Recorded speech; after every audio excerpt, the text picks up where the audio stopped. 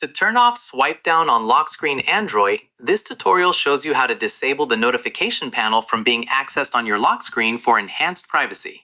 First, launch the Settings application on your Android device. Next, the main settings menu will appear with various configuration options. Following that, scroll down through the list to find Lock Screen.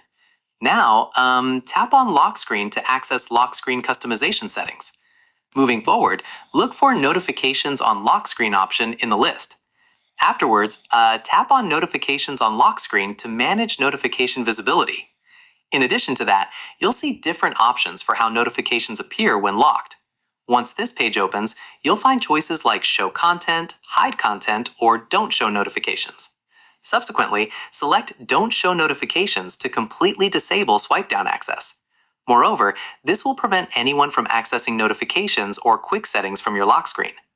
Afterwards, you can also customize individual app notification settings if needed. Then, go back to the main lock screen settings page. Within this section, you can also disable other lock screen features for extra security. Alternatively, if you only want to hide notification content but keep the shade accessible.